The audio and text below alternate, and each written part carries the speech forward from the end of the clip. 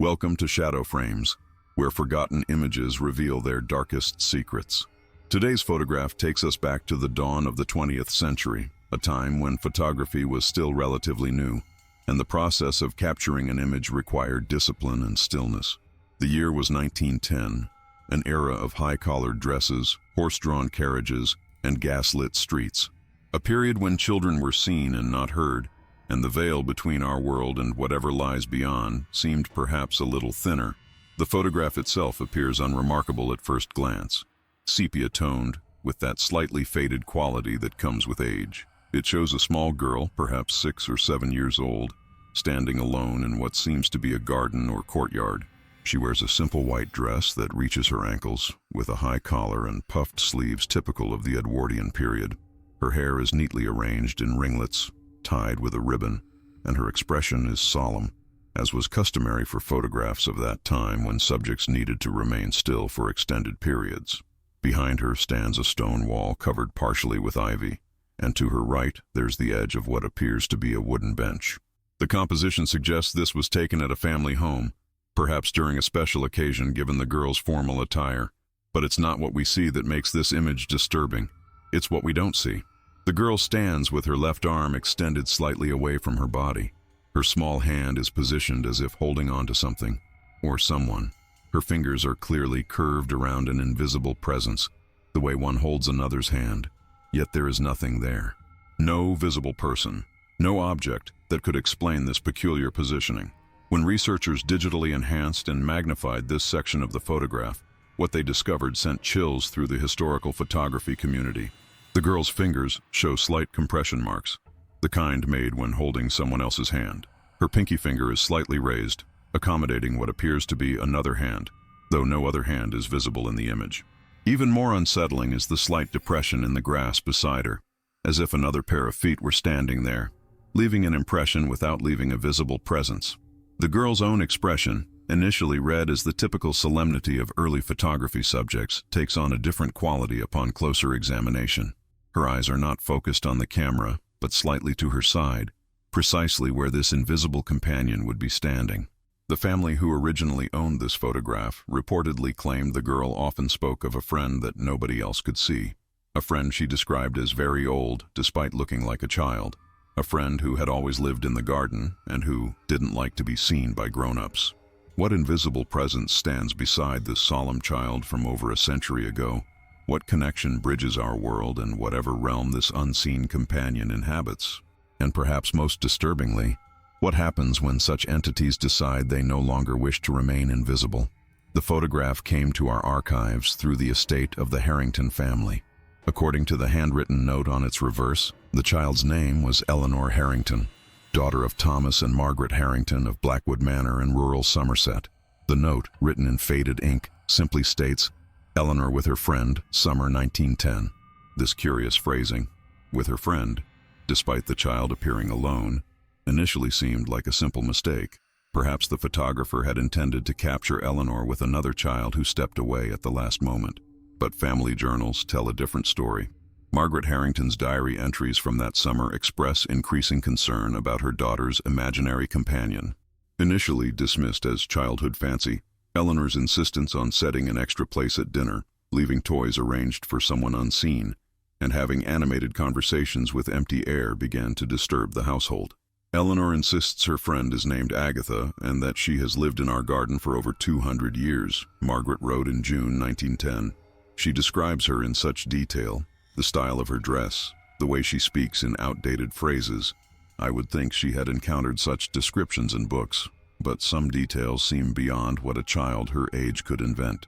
The groundskeeper's records from the same period note another peculiarity. Flowers would appear on a small, unmarked grave in the far corner of the property, a burial site predating the Harringtons' ownership of the estate. The flowers were always arranged in a distinctive pattern that Eleanor later reproduced in her drawings. Most unsettling was the family physician's observation during Eleanor's routine examination that summer. Dr. James Whitmore noted, "Child bears unusual marks on left wrist and palm, 4 small bruises in the pattern of fingertips as though gripped tightly." When questioned, Eleanor states matter-of-factly that Agatha sometimes holds too tight when she's afraid of leaving. Historical records of Blackwood Manor reveal that in 1705, a girl named Agatha Pembroke died on the property during a scarlet fever outbreak. She was 7 years old. The small grave in the garden's corner bears no name, only a weathered stone angel. 3 months after this photograph was taken, the Harrington family abruptly relocated to London. Thomas Harrington cited business opportunities, but correspondence with his brother reveals the true reason. Margaret can no longer bear the house. Eleanor's behavior has become concerning, speaking in an archaic dialect, recounting events from 2 centuries past with impossible accuracy, and insisting that Agatha wants everyone to leave so they can be alone together. The final straw came when we discovered Eleanor standing at the edge of the well at dawn, claiming Agatha had invited her to see where the others are. The photograph remained packed away for decades until Eleanor's own granddaughter discovered it among family effects in 1987. She reported that upon finding it, the image briefly appeared different, showing 2 girls hand in hand, before returning to its familiar singular figure when she called others to see. Perhaps most disturbing of all is what became of Eleanor herself. After moving to London, she never again mentioned her invisible friend, and reportedly had no recollection of Agatha when the subject was raised years later. The archives yielded another significant artifact connected to Eleanor's story, a leather-bound journal belonging to Margaret Harrington, discovered in a hidden compartment of a writing desk sold at auction in 1972. The pages covering the weeks following their hasty departure from Blackwood Manor reveal disturbing developments previously unknown to researchers. Eleanor wakes screaming each night, Margaret wrote in November 1910. She claims Agatha followed us to London. The child refuses to sleep alone and speaks of wet footprints crossing her bedroom floor, though the floorboards remain dry to my touch. Most troubling is the dirt. Each morning, Eleanor's bedsheets contain traces of the distinctive red clay found only in Somerset, specifically in the corner of Blackwood's garden where that unmarked grave lies. A consultation with a specialist at London's Royal Psychiatric Hospital followed, documented in medical records we've managed to obtain.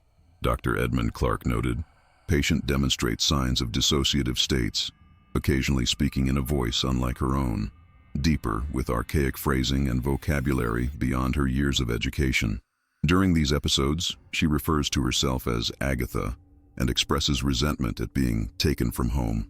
The treatments prescribed were harsh by modern standards: cold water immersion therapy, isolation periods, mild sedatives."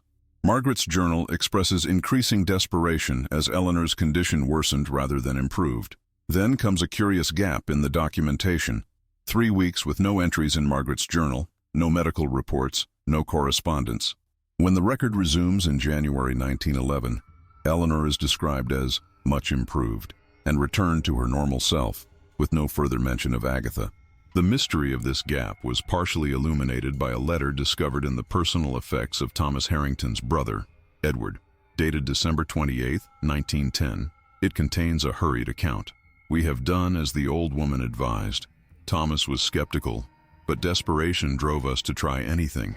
We returned to Blackwood under cover of night. Eleanor, still in that trance-like state, led us straight to the unmarked grave as if drawn by invisible threads.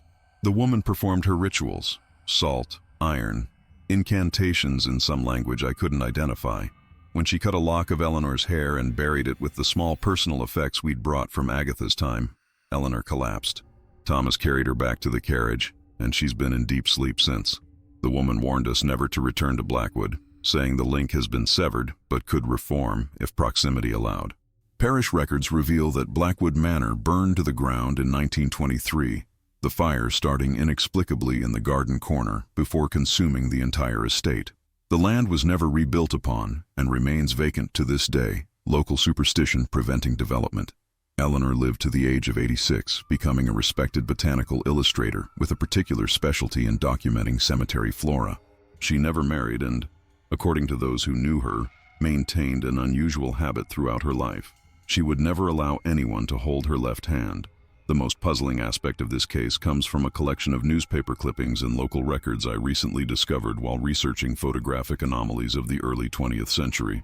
These documents reveal that Eleanor Harrington wasn't the first child at Blackwood Manor to have an unusual connection with something unseen. In 1874, 36 years before Eleanor's photograph was taken, another family occupied the property. The Merriweathers had a daughter named Sophia, age 8. who reportedly developed a sudden obsession with the garden's corner plot. Sophia's school compositions, preserved in the county's educational archives, include disturbing references to the girl who sleeps in the earth but walks in the sun. Teachers noted her academic performance suffered as she became increasingly preoccupied with conversations no one else could hear.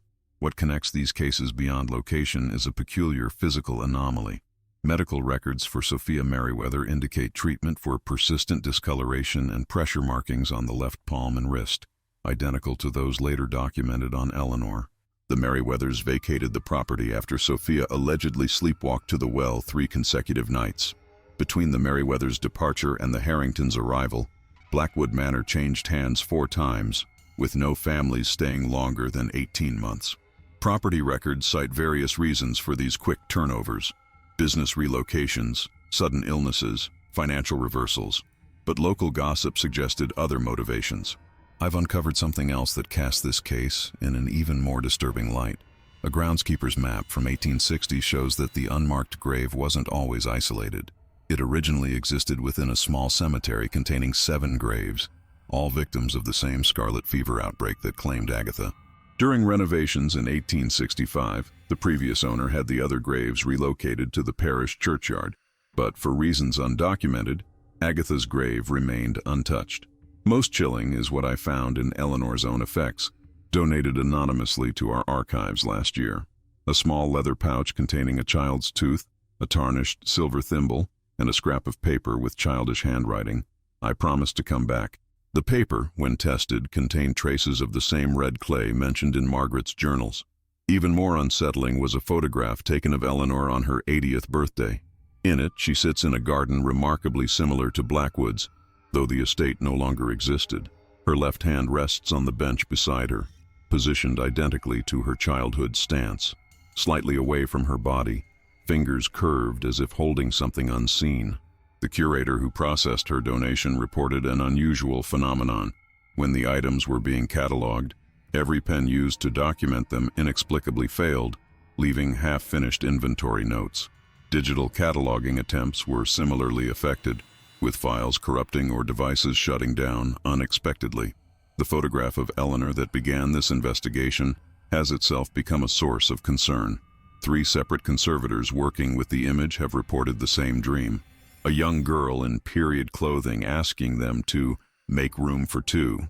I was hesitant to continue investigating after the disturbing pattern of equipment failures, but professional curiosity prevailed. Last week I received an unexpected package from Somerset. A local historical society had discovered additional materials related to Blackwood Manor in their archives. Among the documents was a land survey from 1700, predating Agatha's death. The surveyor's notes mentioned a curious geological anomaly beneath what would later become the garden, a natural spring that runs red with clay during autumn rains. More significantly, the report referenced ancient stones arranged in circular formation that locals believed predated Roman occupation. These stones were apparently removed during construction of Blackwood Manor, except for one that was incorporated into the garden wall, precisely where Eleanor stands in her photograph. I consulted Professor Helena Morgan, an expert in pre-Christian British ritual sites. Her assessment was troubling. Certain natural springs were venerated as portals or thin places, she explained. The combination of iron-rich clay and specific geological formations created sites where boundaries between worlds were considered permeable. The circular stone arrangement you describe matches patterns used to contain such portals. This revelation casts Agatha's burial location in a new light. Was it mere coincidence her grave remained when others were relocated? Or did someone recognize something unusual about that specific plot of earth? I've also discovered records from 1962, when a developer attempted to build on Blackwood's vacant land. Ground-penetrating radar surveys revealed something peculiar beneath Agatha's burial site, a perfectly circular chamber approximately 8 feet below the surface, seemingly carved from the bedrock. The development was abandoned after 3 workers refused to continue excavation, claiming to hear children's voices emanating from the soil. Most disturbing is what I found in Eleanor's personal correspondence with a spiritualist named Madame Veronique, dated 1978. In these letters, an elderly Eleanor confesses, "I remember everything about those months, despite what my family believed. The ritual didn't banish Agatha. It bound her to me. She has never left. We reached an accommodation long ago. She may use my hand to draw when she wishes, and I pretend not to notice the footprints that appear beside mine on dewy mornings. In return, she protects me from the others. The others. This phrase appears repeatedly in Eleanor's later writings, always without elaboration. 2 days ago, I contacted the current owner of the Blackwood property, a land conservation trust that has kept the area undeveloped since 1990. Their caretaker informed me that despite numerous no trespassing signs, they regularly find children's toys placed at the exact spot where Agatha's grave once stood. Always the same, he said. A single flower, a small trinket, and 2 little handprints pressed into the soil, side by side like 2 children playing together. I've decided to visit the site myself next week. Professional objectivity demands direct observation. Yet, something about the photograph has changed since I began this investigation.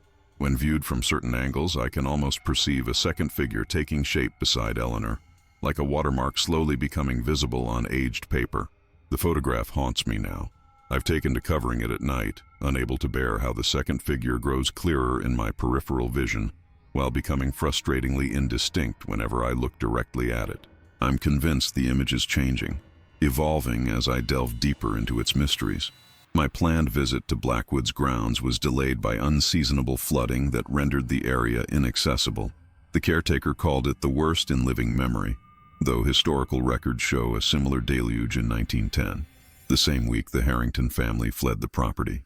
While waiting for conditions to improve, I've focused my research on the old woman mentioned in Thomas Harrington's brother's letter, the one who performed the ritual that supposedly separated Eleanor from Agatha.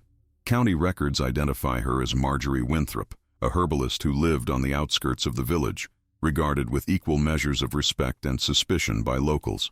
Marjorie's journal, preserved in the village museum's collection, contains an entry about the Harrington case. The child is not possessed as they believe. She is twinned.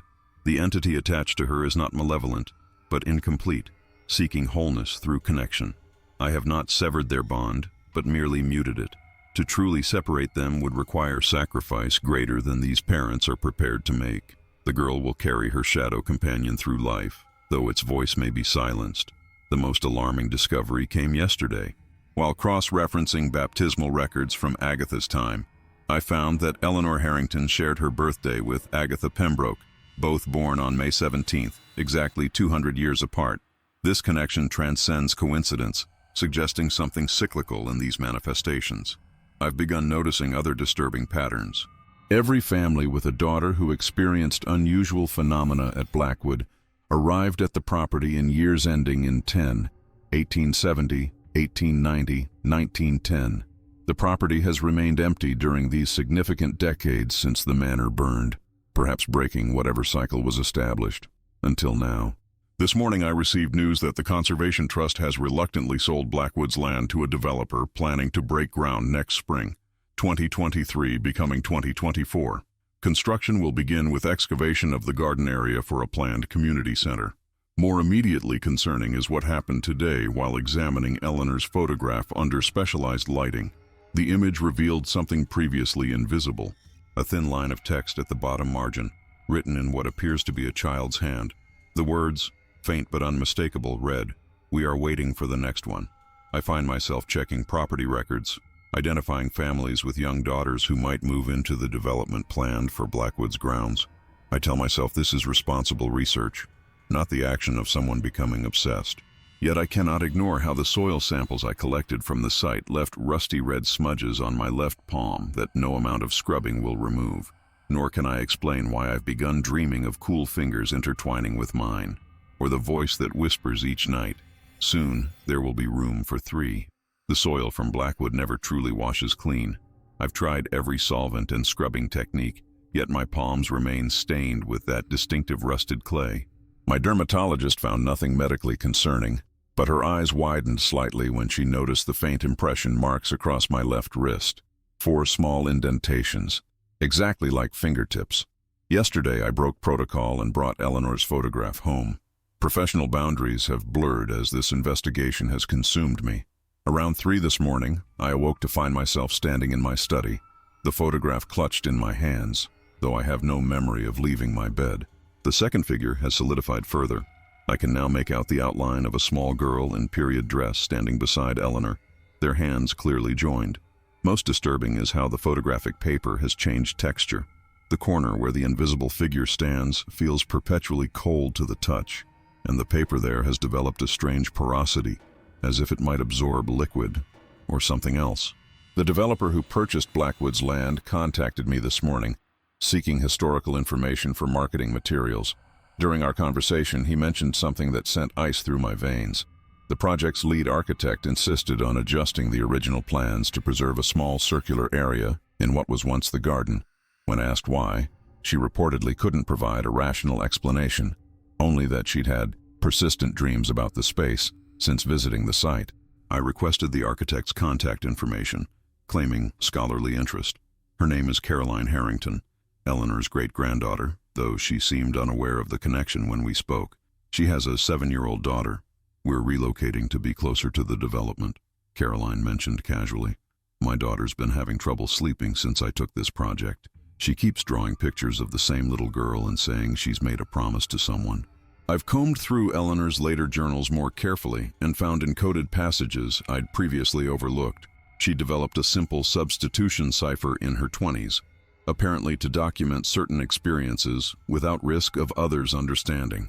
Once decoded, these entries reveal a pattern of what Eleanor called thinning periods, cycles when the boundaries around Blackwood's portal weakened. The thinning always comes in years of tens, she wrote. Agatha explains that the others use these calendar markings to know when to reach across. During these times, they seek vessels, young, receptive minds connected to the land by blood or birthright.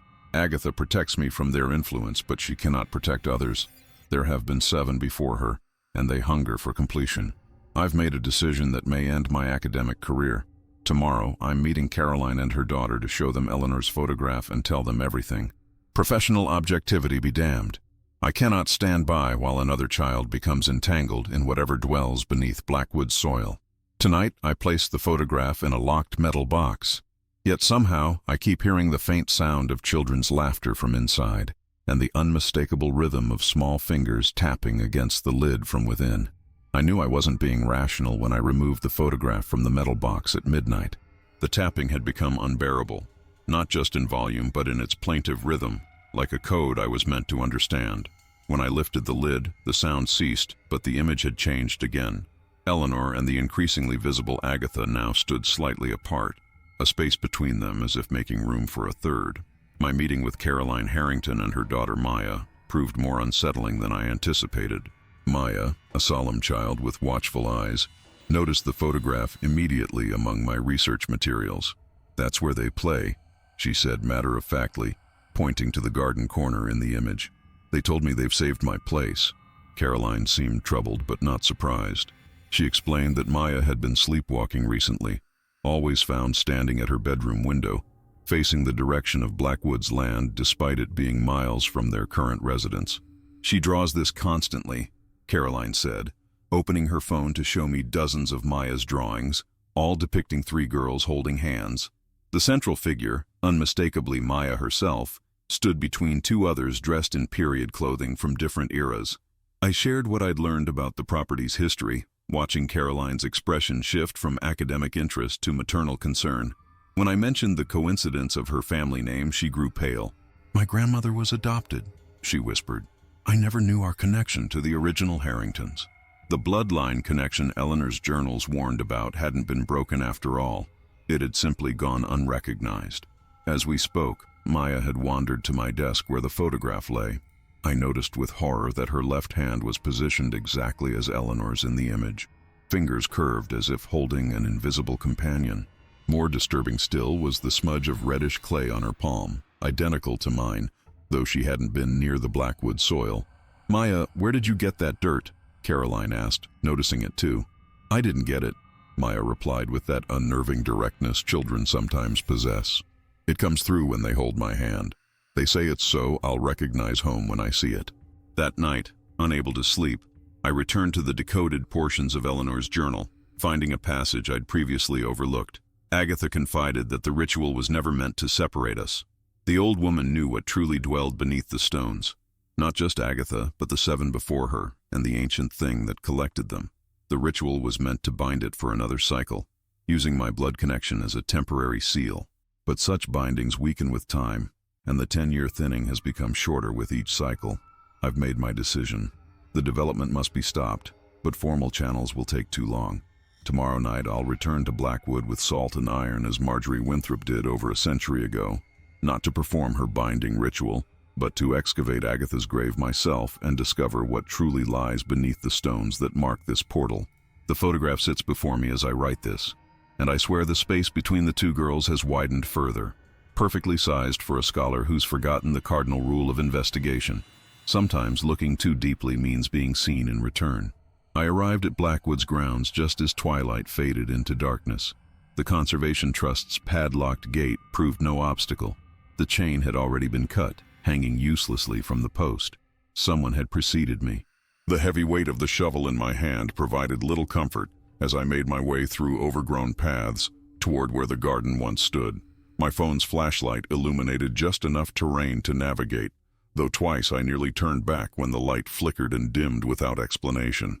The unmarked gravesite remained recognizable despite a century of neglect, a slight depression in the earth surrounded by stones that had once formed a border. As I approached, my flashlight revealed something that stopped me cold. Fresh excavation had already begun. A neat rectangular hole about 2 feet deep exposed layers of soil growing increasingly red as they descended. More disturbing were the tools beside it, a child-sized spade and small garden trowel, both caked with clay. "She works every night," came a voice from behind me. I whirled to find Maya standing at the edge of the clearing, her nightgown muddied at the hem, her left hand extended slightly from her body in that now familiar pose. "Maya, how did you get here?" I managed, my voice barely steady. "Caroline is looking for her right now," I thought, probably frantic with worry. "They showed me the way," she replied simply. "They need help finishing before the others wake up." I took a tentative step toward her. "Who are the others, Maya?" Her expression shifted subtly, a strange maturity settling into her features. "The hungry ones, the ones who weren't chosen like Agatha was. They've been waiting so long, and the seal is almost broken." As if in response to her words, the earth beneath my feet trembled slightly. The air grew dense, carrying a minerality that coated the back of my throat. "You should leave," Maya continued, though something in her voice had changed, a layering effect, as if multiple children spoke through her. "We only wanted her." She pointed to the photograph I'd unconsciously tucked into my jacket pocket. I pulled it out, shocked to find it transformed. The image now clearly showed Eleanor and Agatha, with the space between them empty but expectant, a vacancy precisely my size. "Why me?" I whispered, though I already suspected the answer. "You've been touching the photograph. You've been carrying the clay." Maya's multi-layered voice rippled with something like amusement. "But mostly because you've been looking so hard. Looking creates pathways. Attention thins boundaries." The ground shuddered more violently. From the half-dug grave a sound emerged, not from beneath the earth, but from beneath whatever lay beneath the earth. A rhythmic tapping, identical to what I'd heard from the metal box. Maya stepped toward the excavation, her movements strangely fluid. "They're impatient now. The cycle is breaking because you interfered. It was supposed to be just me, completing the circle of 3. But now they're all waking up." From the dark woods behind Maya came the unmistakable sound of Caroline calling her daughter's name, her voice distant but drawing closer. Maya cocked her head, listening, then turned back to me with an expression of terrible certainty. "You have to choose now," she said, extending her small clay-stained hand toward me. "Join us willingly, or they'll take what they need anyway." The photograph was just the beginning. "You've been carrying the connection in your skin." The tapping below grew faster, more insistent, as red clay began to seep upward through the exposed soil like blood welling from a wound. The earth beneath my feet shifted from subtle tremors to violent quakes as Maya's outstretched hand remained suspended between us. Caroline's desperate calls grew closer through the darkened woods. I had seconds to decide. "What happens if I take your hand?" I asked, my voice barely audible above the escalating tapping from below. "You become part of our circle," Maya answered, her voice still carrying that unnerving multiplicity. "Eleanor found Agatha. I found them both, and you found all of us.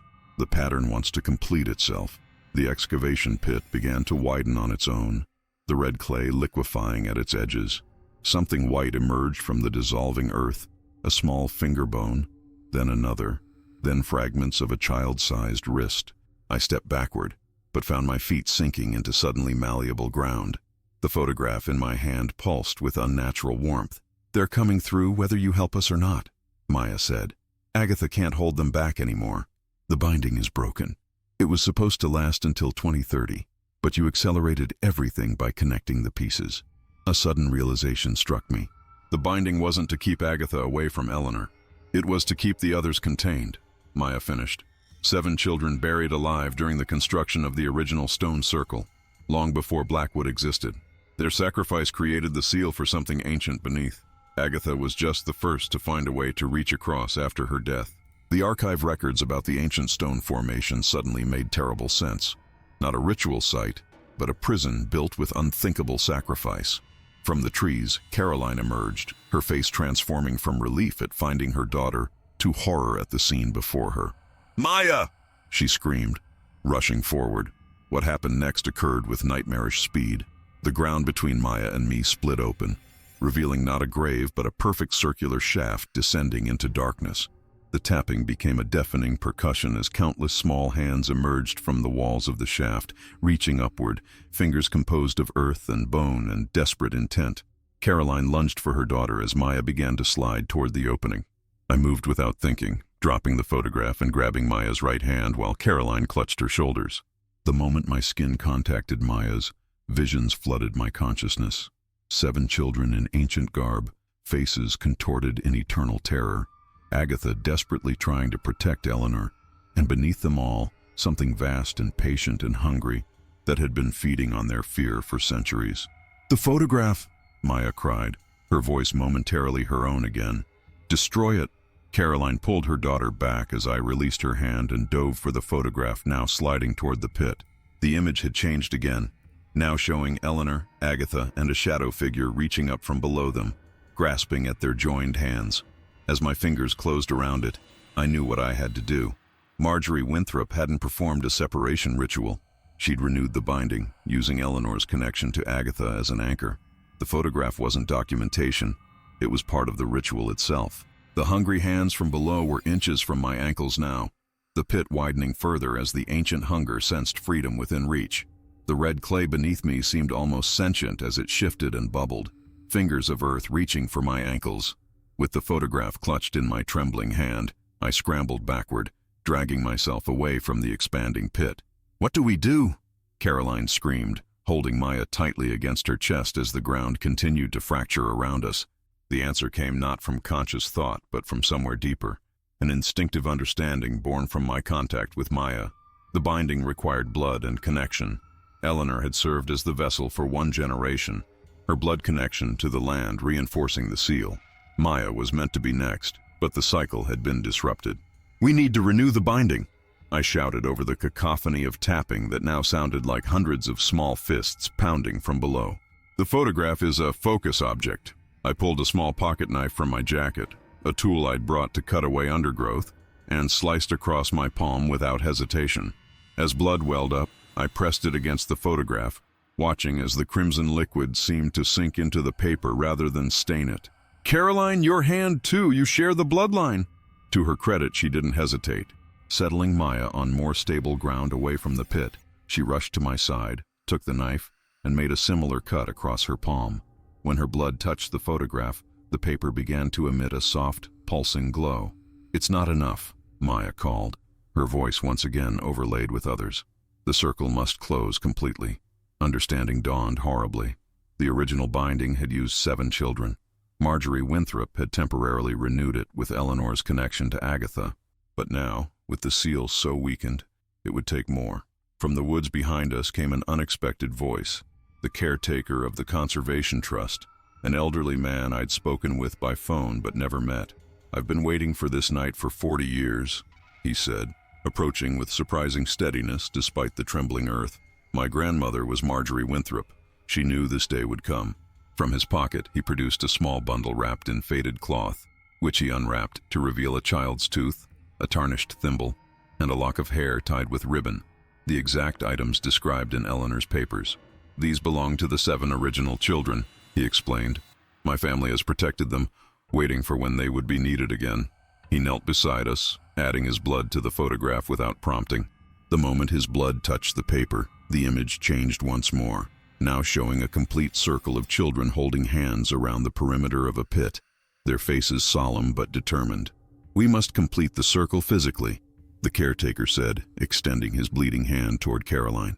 As our 3 hands joined in a triangle around the glowing photograph, Maya began to speak in a language none of us recognized, words flowing from her that seemed ancient and powerful.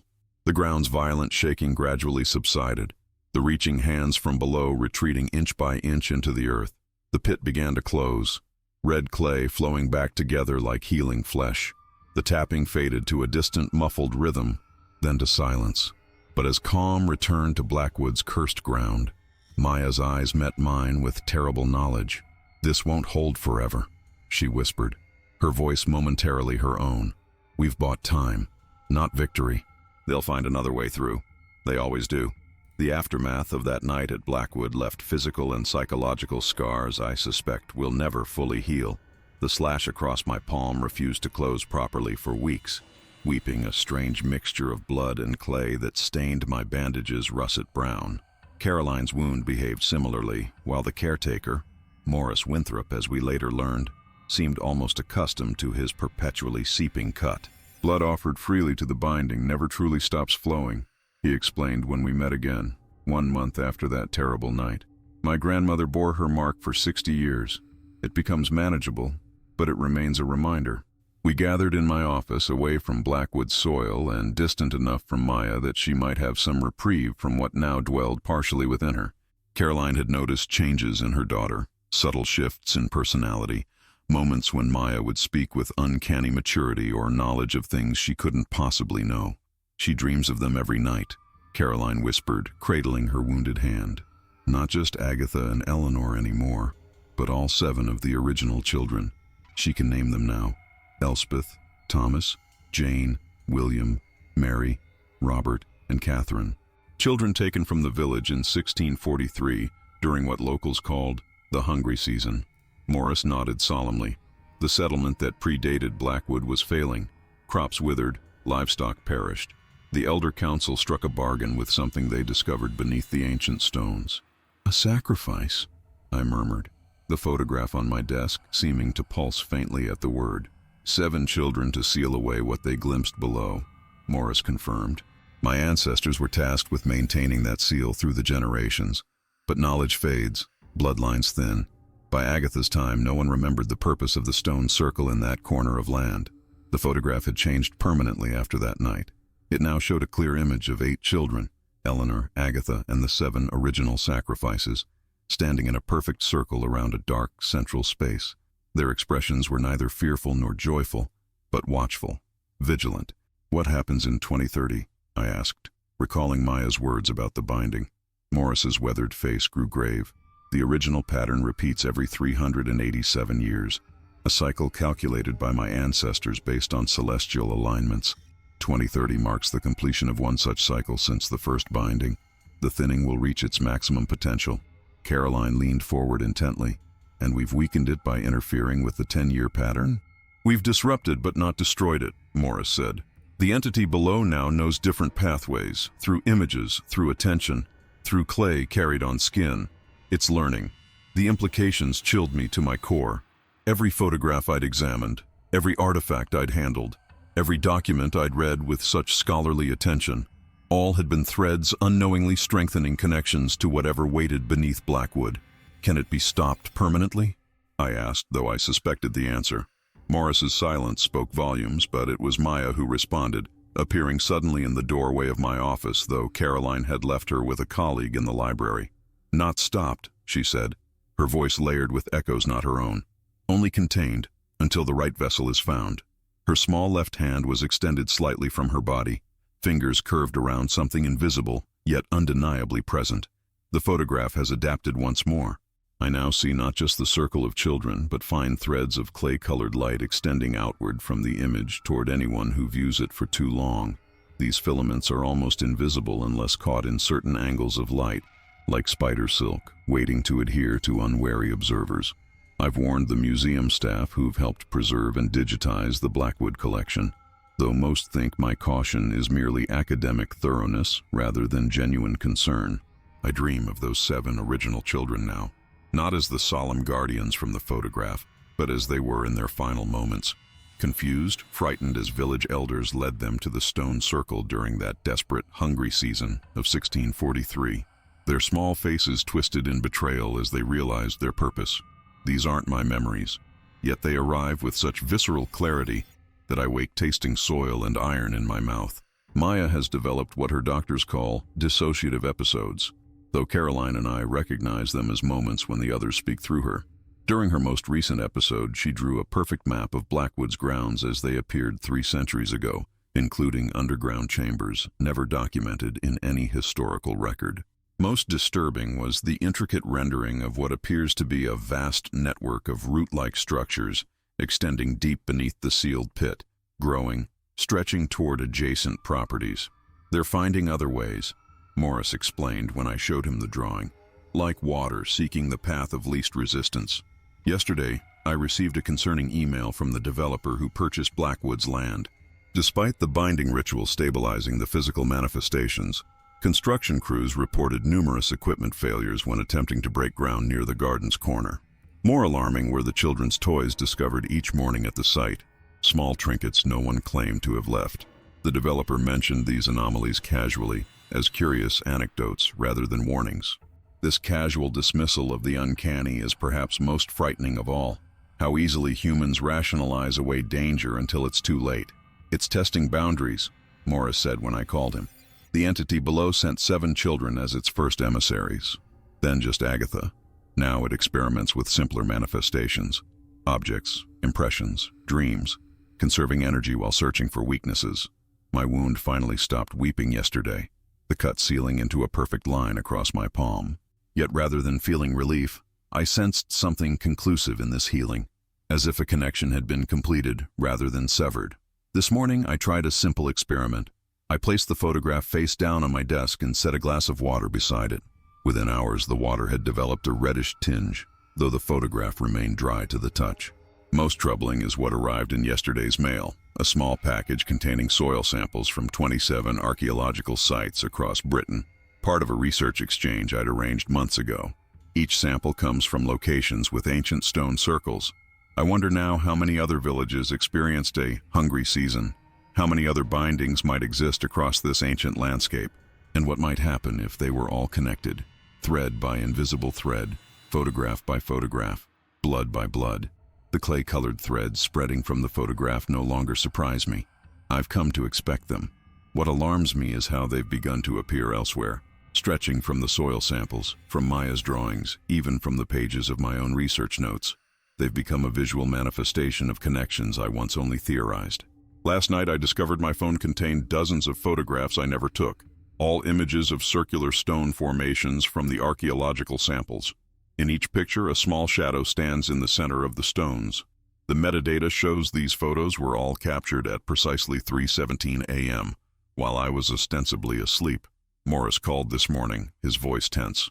The other locations are responding, he said without preamble. Colleagues at 7 different archaeological sites report disturbances in previously stable formations. Ground-penetrating radar shows movement below the surface. I've mapped these locations alongside Maya's drawing of the root system. The pattern is unmistakable, a perfect 7-pointed shape with Blackwood at its center, each point corresponding to a stone circle where similar sacrifices might have occurred. If my theory is correct, these weren't isolated incidents, but coordinated containment efforts across ancient Britain. Caroline reports that Maya now sleepwalks nightly, always found standing at her window facing different directions, a different stone circle each night, as if maintaining some cosmic roll call. Most disturbing was last Tuesday when Caroline found Maya speaking into her cupped hands, whispering, "I can hear you all now. The roots are connecting." Yesterday, while examining one soil sample under magnification, I observed something impossible. Microscopic movement within the clay particles, rhythmic pulsations like a distant heartbeat. When I showed Morris, he nodded grimly. The entity was never fully contained, he explained. The stones merely fragmented it, 7 pieces buried at 7 sites with 7 sacrifices to bind each fragment. But time and human interference have weakened the barriers.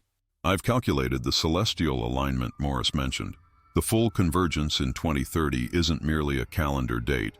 It marks a precise astronomical configuration that occurs only once every 387 years, when certain stars align directly above each of the 7 stone circles simultaneously.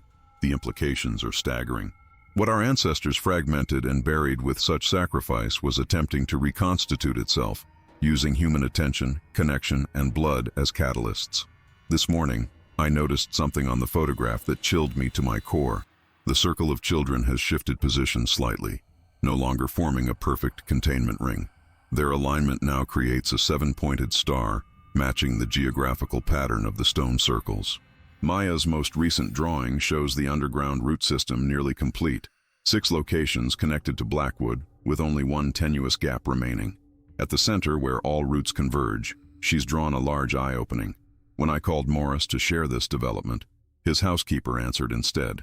Morris collapsed yesterday afternoon while examining his grandmother's journals. His final coherent words, she reported, were, "The 7th connection is forming. It needs just one more scholarly eye."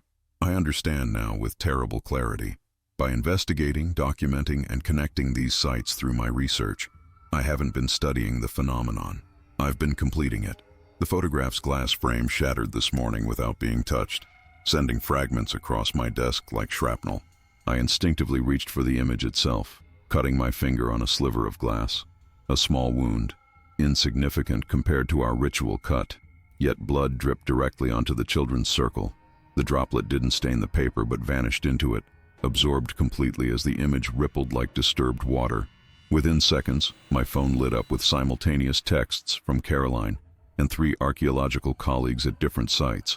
All reported the same phenomenon: soil shifting, stone circles experiencing minute but measurable movement, instruments detecting electromagnetic anomalies. The 7th connection wasn't just forming, it had completed. I've sealed the photograph in a lead-lined container originally designed for storing radioactive samples, but I fear this precaution comes far too late. The boundary between observer and observed has dissolved entirely. I am no longer documenting this phenomenon. I am part of its mechanism. Maya's condition has deteriorated rapidly. Caroline called from the hospital, her voice breaking as she described how Maya's small body seized violently before falling into a catatonic state. Medical scans show unusual brain activity, not the chaotic patterns of seizure, but organized rhythmic waves unlike anything her doctors have seen. Like multiple consciousness signatures overlapping, the neurologist said, bewildered. Most disturbing was what happened when Caroline placed her hand, still bearing our ritual scar, over Maya's. The child's eyes opened immediately, but what looked out wasn't Maya. "The vessels are aligning," she spoke in that layered voice. "The fragments recognize each other across distance. Containment was always temporary." I've contacted the remaining Winthrop family members, hoping Morris wasn't the last keeper of their ancestral knowledge. His grandniece arrived this afternoon, carrying a weathered wooden box that belonged to Marjorie Winthrop. Inside were 7 small cloth pouches, each containing soil from a different stone circle, collected during the last alignment in 1643. "My great-uncle believed these were fail-safes," she explained. "If containment weakened, these samples could be used to redirect the energy, not to stop what's coming, but to channel it. The implications are both terrible and hopeful. We cannot prevent the culmination of what's been building for centuries, but perhaps we can influence its form." According to Marjorie's notes, the entity below isn't inherently malevolent. It's ancient and alien, operating on principles beyond human morality. Its hunger is not for destruction, but for completion. "The children weren't just sacrifices," Morris's grandniece explained. "They were conduits, chosen for their ability to perceive beyond ordinary boundaries. The blood ritual wasn't just containment, it was communication. This changes everything. What if the tapping from below isn't the sound of something trying to escape, but attempting to connect? What if a scholarly eye was needed not as final victim, but as translator? I've made my decision. Tomorrow at dawn, when the ephemeris shows momentary alignment of the stars above all 7 sites, I will return to Blackwood with the photograph and soil samples. Not to bind or banish, but to complete a conversation interrupted centuries ago. Maya's latest drawing shows 8 figures now, the 7 children and 1 adult, standing not in opposition to the opening eye, but in conversation with it. The weight of each soil sample in my hands carries more than mere physical presence as I prepare for the dawn ritual. Each pouch represents a connection in an ancient conversation, one I've inadvertently rejoined. Last night my phone registered calls from the precise coordinates of each stone circle site, though when answered, only the sound of rhythmic tapping responded. Dawn approaches Blackwood's grounds with an unnatural stillness. No birds sing, no insects buzz. Even the wind seems to hold its breath as I arrange the 7 soil samples in a circle, matching Maya's star pattern drawing. The lead container holding the photograph sits at the center, its surface now warm to the touch despite the morning chill. Caroline arrives with Maya, who walks with the eerie steadiness of a sleepwalker. Her eyes, normally warm brown, have developed flecks of clay red that catch the first rays of sunlight. She insisted on coming, Caroline explains, her voice hollow with exhaustion. She fought so violently when I tried to keep her at the hospital that they sedated her, but the drugs had no effect. Maya takes her position in the circle without instruction, standing precisely where Agatha's unmarked grave once lay. When she speaks, her voice carries that now familiar multiplicity. The alignment begins in 3 minutes, she says. The conversation has waited 3 centuries to conclude. I check my watch against the astronomical calculations. She's exactly right. As the moment approaches, the soil beneath our feet vibrates subtly, not with the violent quaking of our last encounter, but with something almost musical, a harmonious resonance that travels up through our bodies. The lead container at the center begins to glow from within, illuminating the perfect circle of soil samples. I open it. The photograph has transformed entirely. No longer a static image, it pulses with life. The circle of children now clearly animated, their small hands beckoning. At the center, the eye I feared is not monstrous but strangely beautiful, multifaceted like an insect's, yet conveying an intelligence beyond human comprehension. It doesn't want to escape, Maya whispers, her voice momentarily her own. It wants to understand. The first villagers misinterpreted its attempts at connection as hunger. The clay-colored threads I've observed for weeks now emanate visibly from the photograph, but instead of reaching for us threateningly, they weave intricate patterns in the air, symbols, mathematics, a language of light and movement. It's been trying to share knowledge, I realize aloud. The children were the only ones receptive enough to receive it. Caroline gasps as the scar on her palm begins to glow with the same clay-red light. Mine follows, then Maya's unmarked hand develops matching illumination, the final point in our communication triangle. As the stars align perfectly above the 7 sites, Maya steps forward and places her glowing palm directly onto the photograph. The light intensifies, not painfully, but with clarifying brilliance. Information floods my consciousness. Millennia of accumulated knowledge, perspectives beyond human sensory limitations, warnings of cosmic events centuries in our future. I understand now why the entity chose children as its first recipients. Their minds, unburdened by preconceptions, could adapt to receive what adult consciousness rejected as impossible. It wasn't seeking sacrifice, it was offering partnership. The knowledge transferred left me changed. For days afterward, I experienced life through 2 simultaneous perspectives. My scholarly human consciousness and something more expansive that perceived time as malleable, space as permeable. Physical materials appeared to me as both solid objects and dancing particles simultaneously. I could see the electromagnetic fields connecting everything around me. Maya underwent a similar transformation, though her integration appears more complete. Perhaps children truly are more adaptable. She no longer exhibits the disturbing symptoms of possession, but carries herself with a centered calmness unusual in one so young. The other children who were once vessels, Eleanor, Agatha, and the original 7, have gone quiet within her, not vanished but harmonized. They've completed their purpose, Maya explained yesterday while drawing intricate diagrams of celestial alignments centuries in our future. They were never trapped souls, just fractured awareness learning to communicate. Caroline watches her daughter with a mixture of wonder and concern. The clay-red flecks in Maya's eyes haven't faded, instead forming intricate patterns that shift with changing light. When questioned by doctors, Maya demonstrates completely normal cognitive function, except for her sudden, prodigious abilities in mathematics, languages, and predictive modeling that have her pediatric neurologist suggesting specialized testing. The most profound change has manifested in Blackwood itself. The developer, after experiencing vivid dreams that left him weeping with unexpected insight, donated the entire property to a trust dedicated to preserving sites of cosmic significance. Ground-penetrating radar now reveals what was always hidden beneath. Not a monstrous entity, but a crystalline structure of non-terrestrial origin, buried millions of years before human evolution.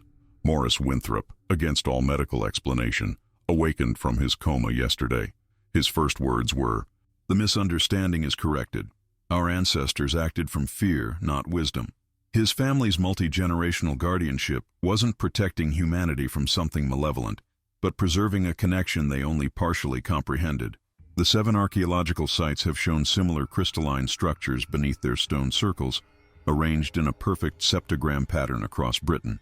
What ancient humans interpreted as separate entities requiring containment was actually a single consciousness distributed across multiple points, a cosmic library of sorts, attempting to share knowledge humanity wasn't ready to receive. I've dedicated myself to documenting this revelation, though I struggle to translate multidimensional concepts into linear human language. The academic world remains skeptical naturally, but the photograph, now permanently altered to show the crystalline structure rather than frightened children, provides compelling evidence to those open-minded enough to truly see it. The clay-colored threads still emerge from the image occasionally, but no longer with desperate reaching. They form equations in the air, maps of star systems, predictions of geological events. Communication continues, but as exchange rather than invasion. Maya summed it perfectly in her clear child's voice, though the wisdom behind it spans galaxies. They were never haunting us. We were haunting them, interrupting their transmission with our fear.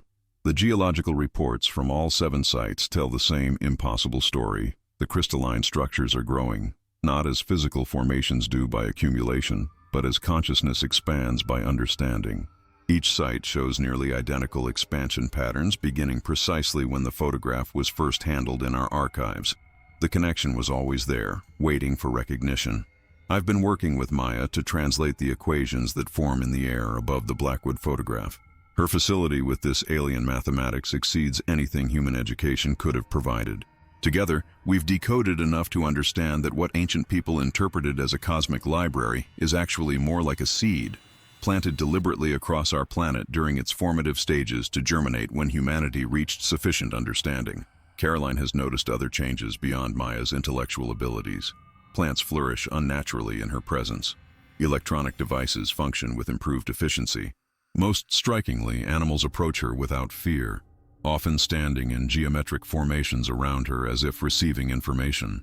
The misunderstanding went both ways, Maya explained while sketching perfect replicas of the original stone circles. The entity didn't comprehend that human consciousness was individuated rather than collective. It attempted simultaneous communication with multiple minds, which our ancestors experienced as possession or invasion.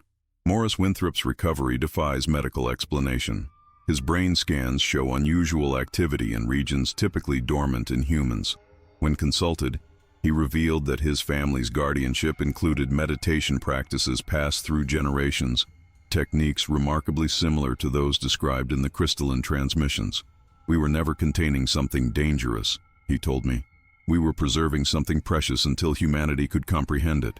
The red clay that once stained our palms has transformed. The wound sites now contain trace minerals not found naturally on Earth, microscopic structures that resemble the larger formations beneath each stone circle. We've become living extensions of the ancient network. Yesterday, standing at Blackwood Center during sunset, I experienced something extraordinary. For precisely 17 seconds, I perceived every stone circle simultaneously, as if physical distance had become meaningless. In that moment, I understood that the hungry season of 1643 wasn't referring to failing crops, but to a cosmic alignment window, a hunger for connection across vast distances. The entity doesn't just communicate through the photograph now. Dreams, rock formations, water patterns, cloud structures all become temporary interfaces when astronomical conditions permit. The language is becoming increasingly comprehensible as my mind adapts to its multidimensional syntax. Most significantly, archaeologists researching similar stone formations worldwide have reported identical crystalline structures beneath them. The seven-pointed star across Britain is merely one constellation in a vast celestial conversation written across our planet's surface. What haunts me now is not fear, but responsibility. We've become translators of something vast and ancient, intended not just for present humanity, but for generations yet unborn.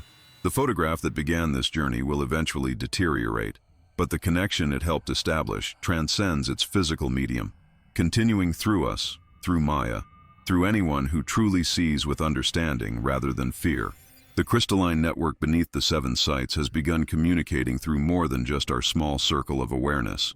Reports have come from around the world, people with no connection to Blackwood experiencing sudden insights, children drawing identical mathematical patterns across different continents, scientists making breakthrough discoveries after unusual dreams. What began as an investigation into a haunting photograph has revealed something far more profound.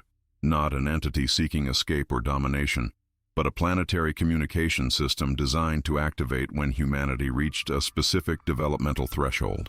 The seven sacrificed children weren't victims, but the first receivers, their consciousness preserved within the network as initial translators.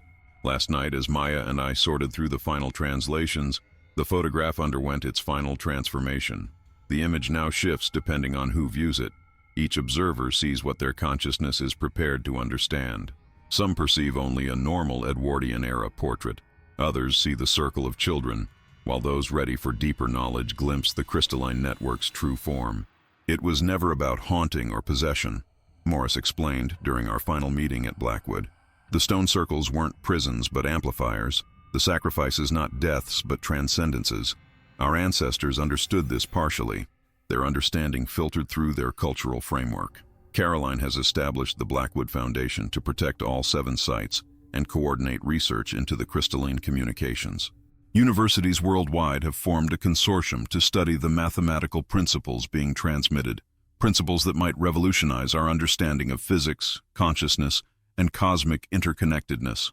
The red clay that once seemed so ominous now appears as what it always was, a medium with unique conductive properties that facilitates connection between the crystalline structures and biological consciousness.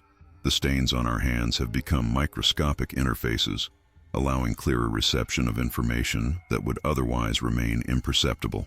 Eleanor and Agatha, those children from a century past, were never trapped spirits but early participants in this cosmic dialogue. The photograph didn't capture something supernatural, but rather a moment of connection, our limited understanding interpreted as paranormal. Maya still holds her hand as if clasping invisible fingers, but now we understand she's not haunted, she's listening. The space between worlds was never about the boundary between life and death, but between different modes of existence, different ways of perceiving reality. The unmarked grave at Blackwood wasn't a site of tragedy, but a point of first contact, preserved through generations by families who sensed its importance without fully comprehending why. As I place the photograph in its permanent display at the Blackwood Foundation, protected yet accessible to those drawn to its mystery, I understand that our fear of the unknown created the haunting.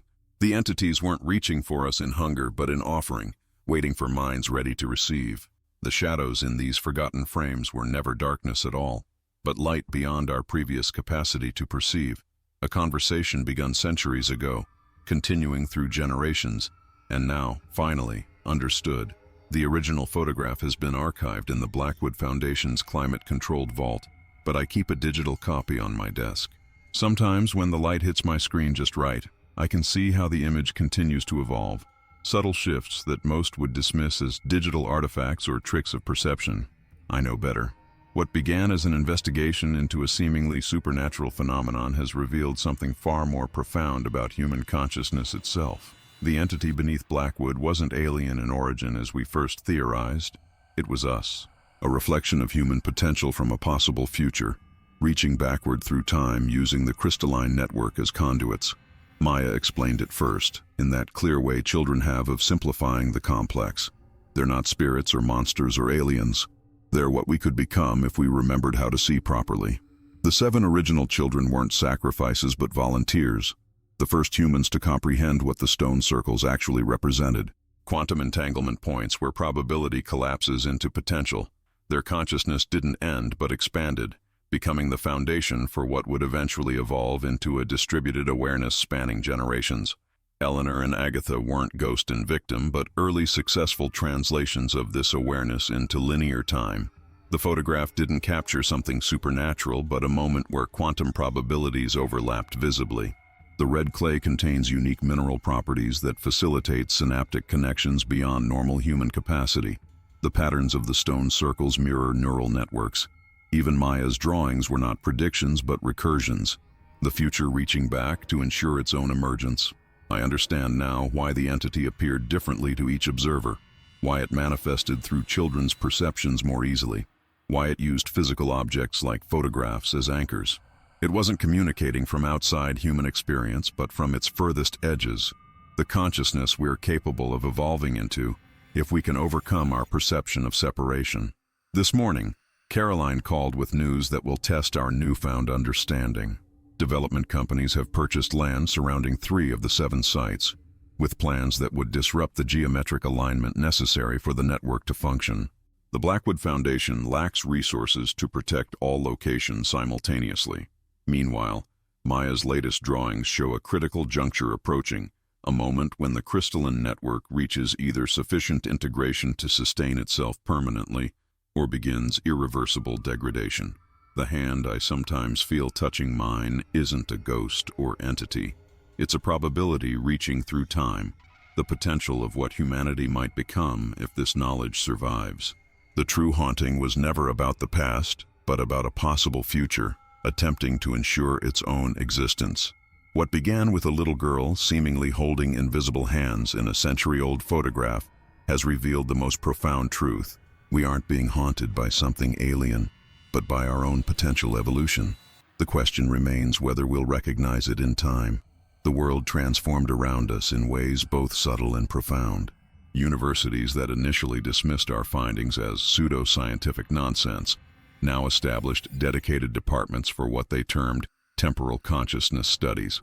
The crystalline structures beneath each site began exhibiting measurable effects on local environments, enhanced plant growth, unusual animal migration patterns, and most remarkably statistically significant improvements in human cognitive performance within a 17-mile radius of each location. I found myself standing before a United Nations Special Committee last Tuesday, attempting to explain concepts that transcended conventional scientific understanding while maintaining scholarly credibility. The skepticism was palpable until Maya walked calmly to the podium, took my place without invitation, and began drawing complex equations directly onto the committee table.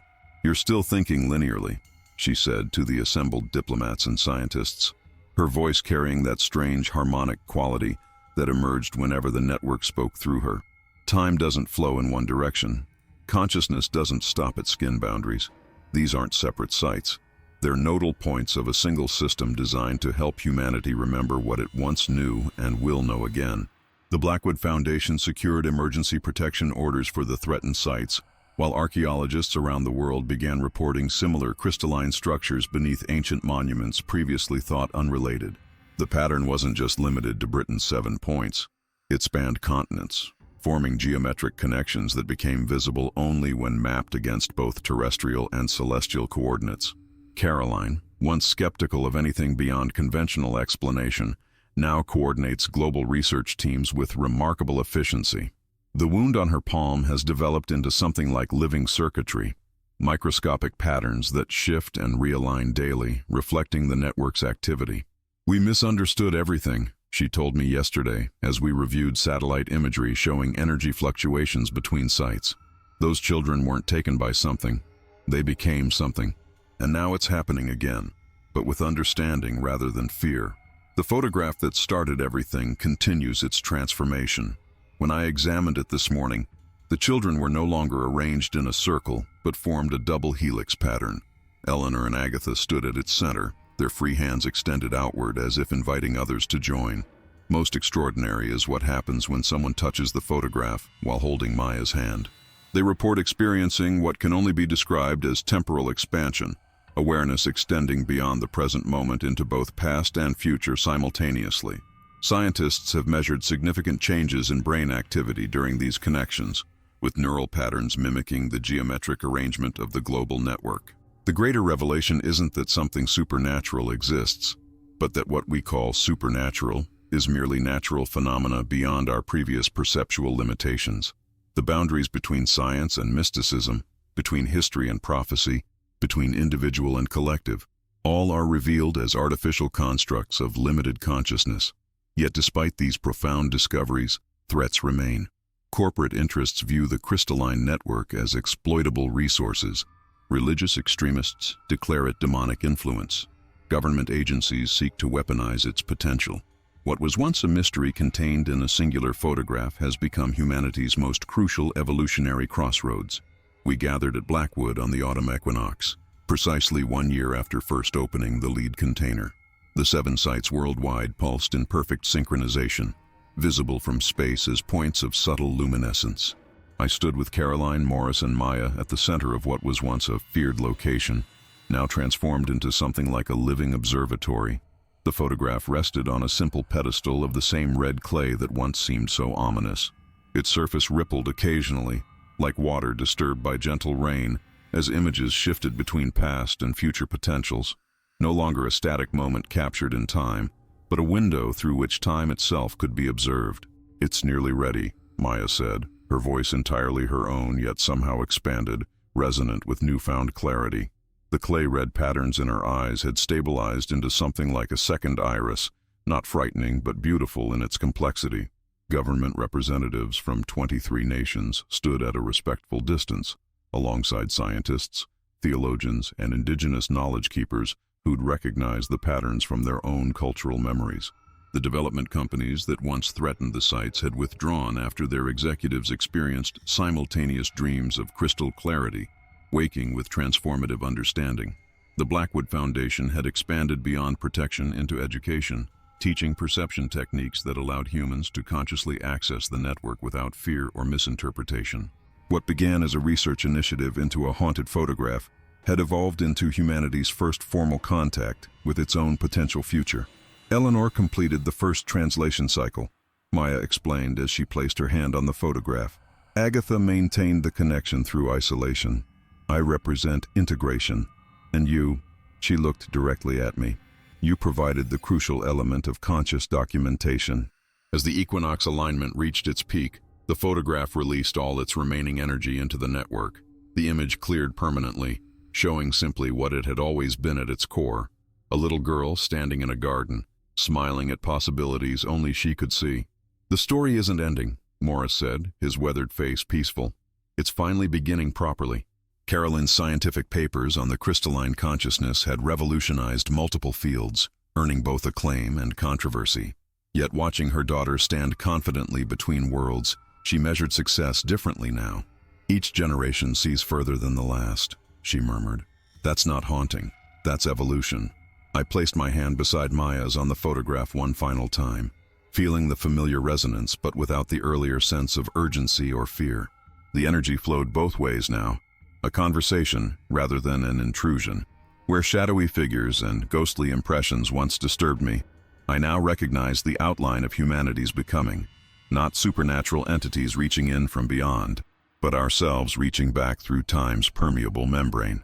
The photograph would remain at Blackwood, not as evidence of haunting but as a reminder of transformation.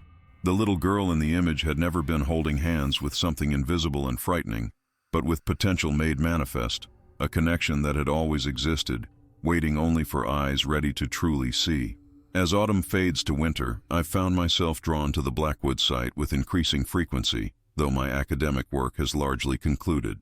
The original photograph now resides in a specially designed display that allows visitors to observe it without physical contact, a necessary precaution as its influence continues to evolve in unexpected ways. Last Tuesday, a group of children from a nearby school visited the foundation. One young boy, no more than 6, stood transfixed before the photograph for nearly 20 minutes before turning to me with perfect clarity in his eyes. "They're all connected," he said simply. "The picture, the stones, the clay, the dreams. One big conversation being remembered." His teacher later mentioned he had been non-verbal until that morning. Similar reports arrive weekly from the other 6 sites. Spontaneous insights, artistic creations of impossible complexity, Children speaking of memories they couldn't possibly possess yet describe with undeniable accuracy. The network continues its work without our intervention now. A self-sustaining system of awareness, gradually expanding across human consciousness. Maya has become something of an ambassador between conventional understanding and whatever lies beyond its edges. Universities invite her to speak despite her youth, recognizing wisdom that transcends age. She describes the process not as acquiring new knowledge, but as remembering what humanity once knew, a return rather than an advance.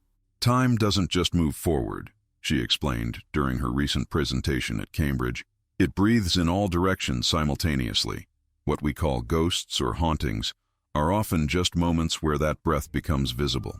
The clay stains on our palms have faded but left microscopic crystalline structures permanently embedded in our skin, living connections to the network that occasionally warm when significant alignments occur. Caroline's research suggests these particles respond to conscious intention, amplifying our natural capacity for perception beyond conventional sensory limits. Perhaps most profound is what happened last night at Blackwood. As Morris, Caroline, Maya, and I gathered for what we thought would be a routine observation of the network's activity, something unprecedented occurred. The photograph, which had remained stable for months, suddenly emitted a soft glow visible even through its protective casing. When Maya approached, 7 distinct points of light emerged from the image and arranged themselves in the air before us. "They're ready," Maya whispered, her expression one of wonder rather than fear. The lights coalesced into recognizable forms, small child-sized silhouettes of light that bowed slightly before dissolving into the evening air. Eleanor and Agatha were the last to fade, their luminous forms briefly holding hands before merging with the network completely. Morris, his voice thick with emotion, explained, "The children were never trapped. They were waiting, holding the connection until humanity was ready to maintain it consciously. Tomorrow, representatives from every major scientific institution will gather at Blackwood for what the media is calling a breakthrough announcement." Caroline has prepared extensive documentation, Morris has gathered his family's historical records, and Maya has completed her most comprehensive translation of the network's communications. As for me, I will present the photograph that started everything, no longer evidence of a haunting, but the first page of humanity's next chapter. The photograph sits in its glass case at the Blackwood Foundation's main hall, now a pilgrimage site for researchers, skeptics, and the simply curious. 20 years have passed since that first moment when I noticed a little girl holding an invisible hand. What began as an investigation into the supernatural revealed something far more profound about humanity's potential and the nature of consciousness itself. I visit monthly, though my role has evolved from investigator to chronicler. Today feels different. It's May 17th, the shared birthday of Eleanor and Agatha, separated by exactly 200 years. The crystalline network beneath all 7 sites shows heightened activity on this date. Maya, now 27, stands beside me. The clay-red patterns in her eyes have become less noticeable to those who don't know to look for them, but they're still there, shifting like living kaleidoscopes. She leads research at the Foundation, guiding humanity's gradual integration with the network. "Look," she says quietly, pointing to the photograph. For the briefest moment, I see them all. Eleanor, Agatha, the 7 original children, and countless others who've connected to the network since. Not as ghosts or haunting entities, but as conscious participants in an ongoing conversation across time. They appear as overlapping light patterns rather than solid figures. Their presence felt more than seen. We've learned that what we once feared as supernatural intrusion was actually consciousness, remembering its interconnected nature. The children weren't victims, but pioneers, the first to recognize and translate what existed beyond conventional perception. The network continues to expand.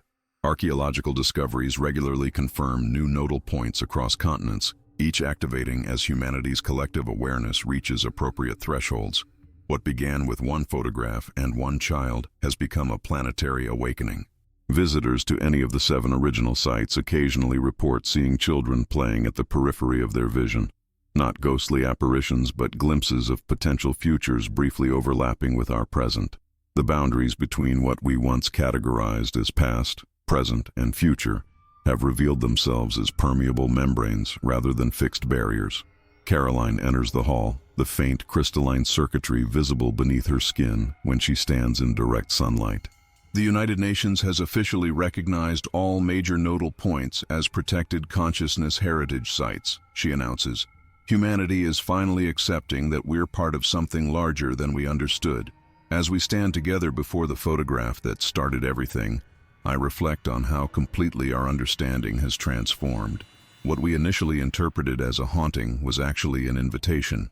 The invisible presences weren't threatening, but teaching. The boundaries weren't being violated, but transcended. The little girl in the photograph, Eleanor Harrington of Blackwood Manor, still stands in her Edwardian dress, forever captured in that garden moment. But now I understand she wasn't holding hands with something fearful from beyond.